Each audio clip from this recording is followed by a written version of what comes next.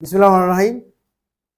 আমি মোহাম্মদ রুহুল আমিন, ৪ নং খামারপাড়া ইউনিয়ন, দক্ষিণ বালাপাড়া বোটারহাটের বাসা।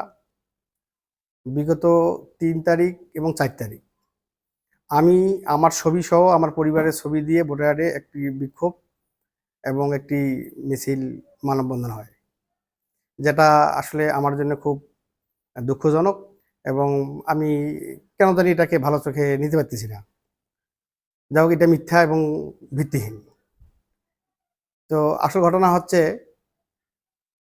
আজ থেকে ৩ বছর আগে, প্রায় ৩ বছর আগে ২৩ সালের দিকে মোহাম্মদ নূর নবী পিতা আফজাল হোসেন, দক্ষিণ বালাপাড়া হাজীপাড়ায় বাসা। তার পরিবারের সাথে আমাদের একটা সুসম্পর্ক অনেকদিন থেকেই আছে। সেই সুবাদেই তার চিকিৎসার জন্য, তার মায়ের চিকিৎসা এবং তার চিকিৎসার জন্যে আমার কাছে টাকা নেয়, টাকা ধার নেয়। তার পরিবারের সম্মতি দিয়ে আমি তার টাকাটা দিই। টাকাটা নেওয়ার পর কথা হয়েছিল যে তারা ৩ থেকে ৪ মাসের মধ্যে টাকাটা আবার ব্যাক রিটার্ন দিবে। তারা চিকিৎসার জন্য বাইরে গেল, চিকিৎসা করলো, চিকিৎসা করে আবার আসলো। আসার পরে যখন সময় আসলো টাকাটা আমার ফেরত নেওয়ার, তখন আমি তাদের কাছে কথা বলি যে টাকাটা দিয়ে দেন। এই আজকে দিব, কালকে দিব, দিচ্ছি, দিব, এইভাবে আমাকে বেশ কিছুদিন তারা কালক্ষেপণ করলো। যখন কথা শুনতেছে না, তখন আমি আবার আমার ব্যক্তিগত কিছু বন্ধু বান্ধব আছে, তাদের সঙ্গে আলোচনা করলাম। তারপর তারা আমাকে বললো যে তুই একটু মানুষকে দিয়েও বল, টাকাটা তাদের দেব। তারপর আমি ২-৩ জনকে তাদের বাসা পাঠাইলাম। বাসা পাঠার পরে সেখান থেকেও ভালো একটা রেজাল্ট আসলো না। সবাই চিন্তা ভাবনা করে আমি আইনের আশ্রয় নিলাম। আইনের আশ্রয় যখন নিলাম, মোটামুটি ৩৬ মাস তার সঙ্গে আমার আইনি লড়াই হয়েছে। ৩৬ মাস আইনের লড়াই হওয়ার পর গত এপ্রিল মাসে মামলাটা রায়ে চলে যায়। আমি রায় পাই।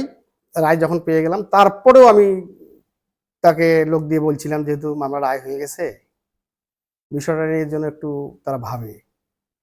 তো ভাবলো না। তা যাই হোক, আমি একটু ব্যস্ত ছিলাম। আমার বাবা এবার হজে গিয়েছিল, এই কাজে একটু ব্যস্ত ছিলাম। তারপরে আমি শুনলাম যে সে খানসামা থানা পুলিশ তাকে অ্যারেস্ট করে। এও জানতে পারলাম যে তারা আরো একটা মামলা রায় হয়ে গেছে। বুড়ো বাংলাদেশ শাখার ব্রাঞ্চ ম্যানেজার আমাকে বললো যে আমাদেরও মামলা একটা রায় হয়ে গেছে। সম্ভবত সেই মামলা আমার মামলায়, দুইটাতে তাকে অ্যারেস্ট করা হয়, গ্রেপ্তার দেখানো হয়। মূলত এই কারণেই তারা আজকে বোটারহাটে এরকম একটা ন্যাক্কারজনক, মানে কি বলবো, যাই হোক আমি ভাষা খুঁজে পাচ্ছি না, এরা এই ধরনের বিক্ষোভ মিছিল করতেছে। আর সবচেয়ে দুঃখজনক যেটা, সেটা হচ্ছে আমার বাবার ছবি দিয়েও তারা আজকে একটা মানে মিছিল, মিটিং, মানববন্ধন, আমার খুব খারাপ লাগছে আর কি। যাই হোক, এও শুনতেছি যে আগামী ১৬/৬/২০২৬ তারিখের মধ্যে আমার উপর নাকি অতর্কিত হামলা হবে। বিভিন্ন রকম চার স্টল প্লাস পানের দোকানে বিভিন্ন রকম কথাবার্তা আমার বিভিন্ন লোক কন্ট্রোল করতেছে। আমার কাছে প্রমাণ আছে কারা কারা কথা কি বলতেছে। তো আমাকে নাকি আক্রমণ করবে, প্রাণনাশের হুমকি দিবে। এটা নিয়ে আমি খুব আতঙ্কিত অবস্থায় আছি। আমি কোথাও বাইরে হচ্ছি না। তো চিন্তা করতেছি যে আসলে আসল ঘটনাটা কি, এটা সবাইরে উন্মুক্ত উন্মুক্ত করা প্রয়োজন।